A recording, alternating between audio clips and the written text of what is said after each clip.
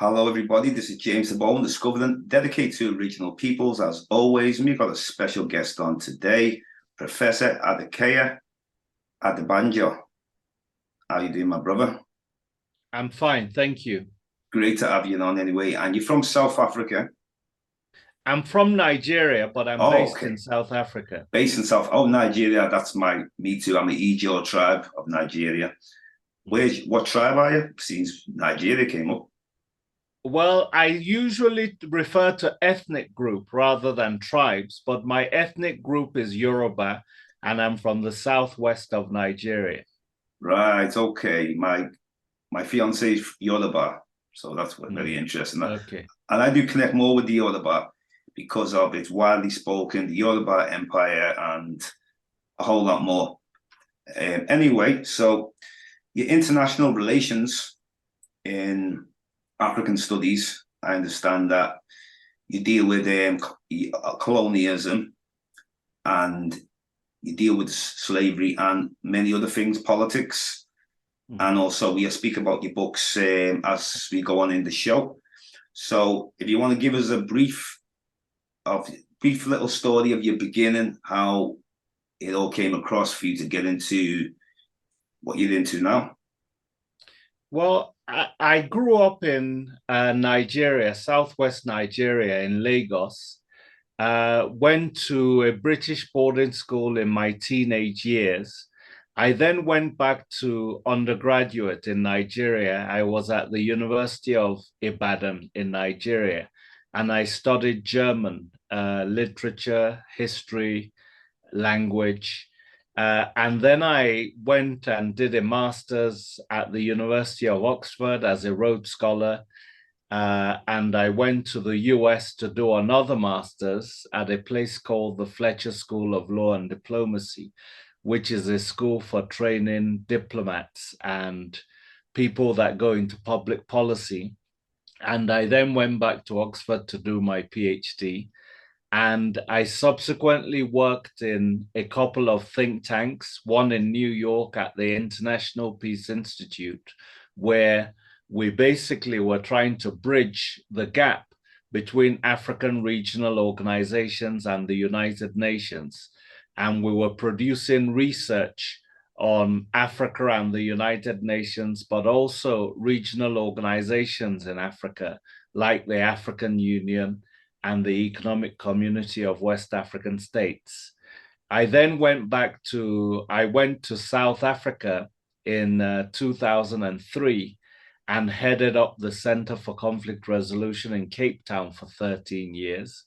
And there we produced a lot of research on peace and security issues in Africa, regional integration, governance issues, and basically, I think in total, I figured out we've produced probably a total of 39 books and 3 special issues of journals at the various think tanks. And this also included my 5 years at the University of Johannesburg's Institute for Pan-African Thought and Conversation, where basically my interest in Pan-Africanism really grew, and we produced a book on 38 Pan-African figures from Marcus Garvey to, Amy Garvey and Edward Blyden and Miriam Makeba and Fela Kuti and Bob Marley and intellectuals like Ali Mazrui, Miriam Abba, the Senegalese writer, Buchi Emecheta, Ruth First. So those are the kinds of books that we produced and published. And for the last 2 years, I've been at the University of Pretoria at the Center for the Advancement of Scholarship. And I've just finished editing a book on slavery, colonialism, and reparations with scholars from all over the world, basically, but with a very Pan-African perspective. Excellent. I mean, when you say Pan-Africanism, that's definitely something that I've always connected to. I mean, from my mother's side, we have the Caribbean Trinidad. From my father's side, Nigerian. So I got to listen to 2 versions of a story the one I gravitated towards was Nigerian because it's who we are. Now, on my mother's side, the Caribbean, we just used sometimes over there in the West. And when I say the West, I'm including the Caribbean, America, Europe, and we hear the word black a lot, but it's not. There's no belonging. Sometimes it's just like a word we've been given. So with the Nigerian being able to gravitate to my geographical area, my tribe, my village, and these were more important, and it was deeper into the roots. So I started studying more, learning about different parts of Africa, researching, traveling the world, trying to connect with original peoples wherever we go. And I look at similarities, I look at spirituality. Also, I've been mentored by, he passed away 2 years ago, Dr. Ranoka Rashidi. He was from America, born in LA, Los Angeles, and he was on the global African presence. So he was able to he was an American, but he was able to connect to his roots very strongly. Sort of like we have Marcus Garvey. People always see Marcus Garvey as ahead of his time. He was uniting our people, Africans, whether home or abroad, all across the world. So that's definitely something that I've always connected to, Pan-Africanism. Also, I'm interested in other things like activist and reparations, most definitely. Now, with the reparations, because this is something that's been spoken about for a long time, many different people spoke about reparations. And speaking to Professor Smalls, he mentioned that we need reparations, not just for slavery, but colonialism also, because this seems to always get left out.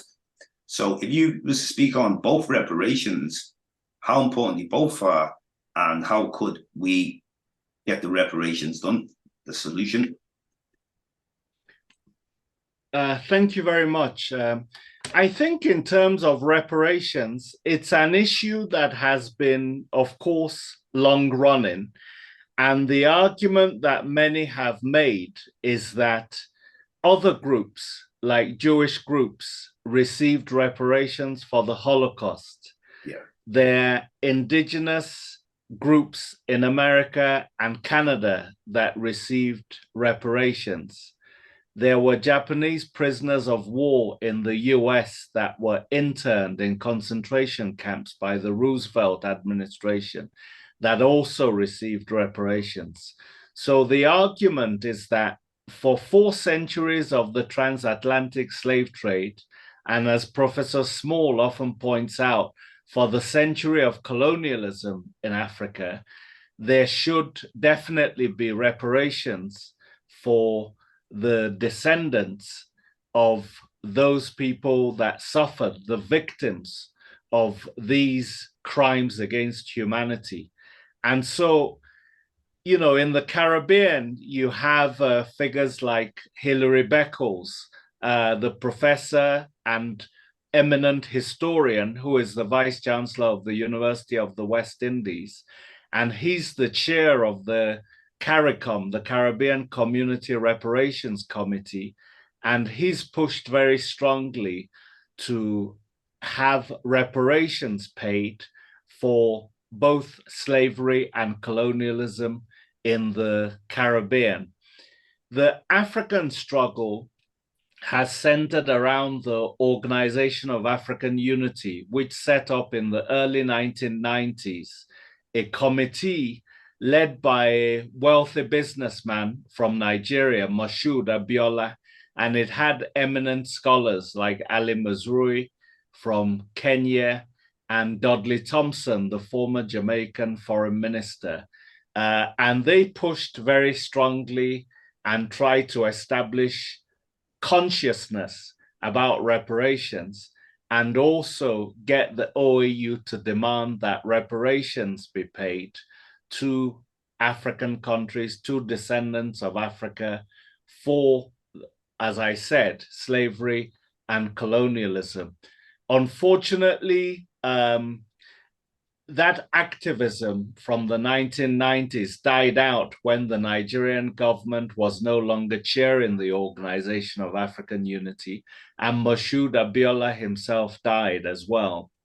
In America itself, the US, the reparations debate is also quite active and was led by people like Randall Robinson, an African-American lawyer who'd set up the lobby group Trans-Africa to basically wage the anti-apartheid sanctions struggle in the 1980s.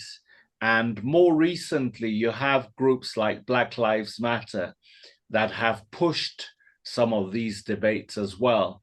And in Durban, there was also a conference that took place in the early 2000s that was convened in South Africa and by the President Thabo Mbeki, which also tried to show what crimes slavery and colonialism were, and to try to push for acknowledgement, recognition, and ultimately the payment of reparations. In more recent times, you've had the German government announce reparations for the genocide that happened against the Herero and the Nama in the early 1900s when Southwest Africa was a German colony. And you've had the Dutch recently come out and apologize for slavery and colonialism in the Caribbean, in the Antilles, in parts of Africa like Cape Town. And they've basically established a fund to both raise awareness and to discuss means of how to basically try to repair some of this damage. So there has been some movements, and lots of universities in America, Harvard, Yale, Brown University, who benefited from slavery, and also in the UK, others like Oxford, Cambridge, Glasgow, are beginning to have some of these debates and put some restitution in place. Interesting. Funny you mentioned Cape Town. I was there last November, and in Namibia as well. And I was interviewing some people from Cape Town, and also some people in Namibia, and very familiar topics were being discussed, funny enough. Now, I like to travel around different places, like parts of Africa, what's your familiarity of the Bantu peoples? And the reason why I brought up this is because we've seen it seems to be a large population concentrated in most of sub-Saharan Africa. Now, do you connect these linguistically or blood ties like DNA, if you know what I'm saying? Because there's a lot of controversial thought surrounding the Bantu peoples. And then we can go even deeper where they have the Proto-Bantu that's connected to Niger Congo, the Mandi of West Africa. So I should just say, I think I should stop you. This is not an area of my own research. So I think you'd have to talk to linguists and people who are more familiar with it. I'm not a linguist, so I don't study those groups. With the languages, how many languages can you speak yourself? Like African languages, are you able to speak? I can speak Yoruba, which is my own indigenous language of my parents. Yes. Okay. No, it's just basically, it's a lot of studying I've done on the Bantu. And basically, I always like to speak to born Africans about these things in case, because certain languages seem to be similar across the Bantu. That's why I brought it up. Certain shared linguistics, not completely the same, because obviously there's a lot of the people branch off. But anyway, let's get back to your main key studies. So, how long have you been doing what you're doing your research in your area? I've been doing research in this area, I would say probably since 1990. When I started my master's, took a very keen interest in Africa's international relations. And since that time, I've basically focused attention on all things Africa, both internal and external. A lot of the artifacts, African artifacts that seem to be in museums all around the world, I understand that people are trying to put for the Benin bronzes to be returned back. And we have a museum in Liverpool where they got the Benin bronzes and we're waiting to get the return back. Is this going to be part of reparations as well? The return of all the looting that's been happening with the artifacts? Definitely. I mean, reparations is literally means to repair something that's been ruptured or broken. So if Africa's cultural heritage in the form of its artwork has been looted and taken to museums in Europe, certainly taking them back to their rightful owners and where they belong is part of repairing the past as well. So I would argue certainly that's part of reparations. Okay. Now, when you're meeting Africans of the diaspora, and there's some areas where there's a big disconnection connecting to Africans. Now, people like Marcus Garvey were trying to bridge the gap. How do you find yourself as a born African when you're connecting to Africans in the westernized regions that were either a result of the slave trade or ones that came here, like, family members of mine that came, and then we've grown up in westernized societies. I mean, not so much myself. I've been very nurtured, which I'm very happy about, but not everybody's being nurtured about their African history and who we are. I mean, I think the most important point about the diaspora is that Pan-Africanism and the struggle to liberate Africa did not start in Africa itself. It started in the Caribbean and the Americas. And from the 18th century, like the 1770s, that kind of period, there were churches, the African Methodist Episcopal churches in the Caribbean and in the US, who pushed very strongly an anti-slavery activism. And then you had people like Edward Blyden in the 19th century and others who were providing the intellectual support for an anti-slavery movement, right down to the Trinidadian lawyer, Henry Sylvester Williams, who established a Pan-African conference in London in 1900. And then you had the 5 Pan-African Congresses, which were led by W.E.B. Du Bois, George Padmore of Trinidad, and eventually, by the time of the 5th Pan-African Congress in Manchester in 1945, Africans like Kwame Nkrumah, Obafemi Awolowo, Jomo Kenyatta came to dominate along with trade unions and other African civic groups. But the most important point to note is that it was Africans in the diaspora, in the Caribbean, in the Americas, who pushed very strongly for the liberation of Africa. And there was a very strong civil society movement that, for example, opposed also policies like Mussolini's imperialism in Ethiopia, for example, in the 1930s, who tried to basically mobilize against European imperialism and abuses as a result of those 5 centuries that Africa suffered. Unfortunately, there was a rupture when Pan-Africanism came home after 1945 and African governments started to get their independence. Pan-Africanism no longer became, it was no longer a Pan-Africanism of the peoples, but became more a Pan-Africanism of governments as embodied by the Organization of African Unity. So that link to the peoples and to civil society in the diaspora was somewhat lost, even though there were some exceptions like the anti-apartheid struggle that I mentioned earlier, where groups in the Americas and the Caribbean had very strong civil society anti-apartheid movements. It's okay. So the challenge is to rebuild these Yeah. bridges that have been broken.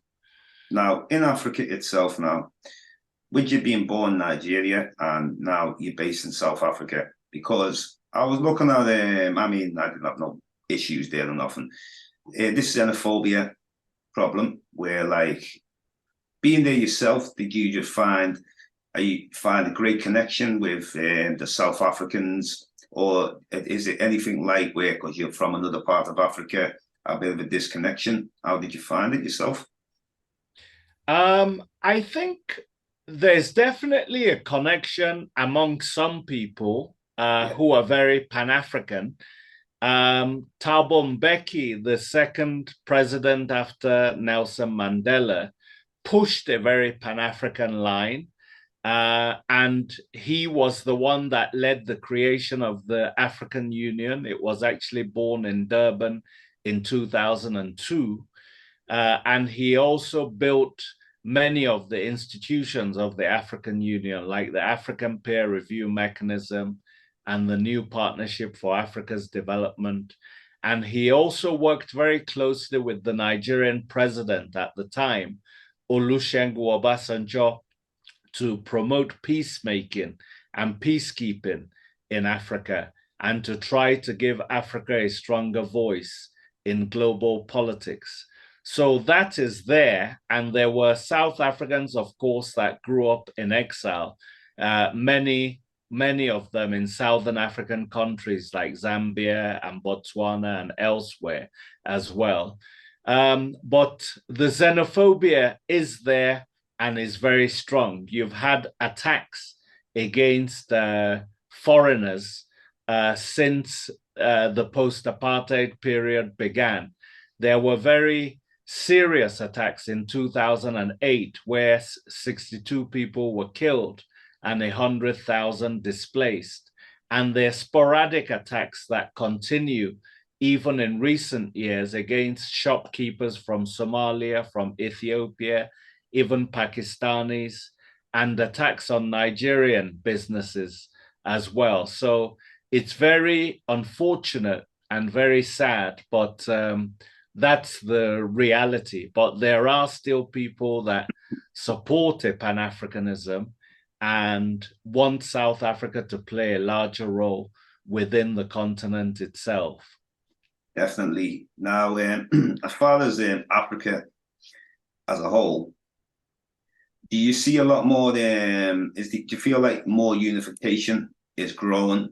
I mean, especially since what's been going on in Niger, Mali, and Burkina Faso. Do you think is it going to be a time where people just say no to colonialism, like to be able to be in control of their own country, not like as Western puppets or anything like that? Or is it difficult because of you've got ECOWAS, which is they're kind of controlled really by the West to a degree, isn't it? Influenced. Well, obviously Niger, Burkina Faso, and Mali are all former French colonies. Yeah. And in all three cases, military governments have taken power against civilian governments, many of whom were ruling in a terrible and unaccountable way, and many of whom were beholden to France and the broader West. So the French case is very unique, and I think it's worth emphasizing that. You know, when France granted independence to its former colonies in the 1960s, it continued to maintain much influence in many of these countries. So many of them signed agreements to basically transfer much of their oil and uranium, sell it to French companies. And French companies basically had monopolies in prospecting for these minerals and buying them as well from these countries. France established military bases in various countries like Senegal and Gabon, and already had a military base in Djibouti. Chad, it also established a military base. And then their currencies, the CFA franc, was also tied to the French franc and later on to the euro. And they had to keep their reserves in France as well. So France intervened over 50 times militarily to either replace governments it did not like or to prop up dictators that were serving its own interests. So what we're seeing in West Africa in the last couple of years, since the recent coups that you've alluded to, is some of these countries and populations and youths being fed up with the abusive relationship with France and trying to change the situation. The fact that they've been able to launch military coups, however, doesn't mean that they will be able to transform their countries and basically spread prosperity for their people. That is not an easy thing to do, given some of the structural difficulties of the global international system, which is often loaded against countries from Africa and the global south in terms of trade, development, financial institutions, even the United Nations Security Council. Africa does not have a very strong voice in many of these institutions, which were set up before Africans attained independence. So even though I think it's a good development that these countries are pushing to reduce or eliminate French influence and French neocolonialism, it's not certain, based on the experiences of military rule in Africa between 1960 to 1990, that they will be able to transform their societies. So we have to observe the situation with cautious optimism, I think. Right. ECOWAS, I don't think I would describe as a puppet of the West. But I would say that countries like France, especially, and the US have a great deal of influence in ECOWAS. Definitely. Nigeria, though, accounts for 60% of the economy of ECOWAS.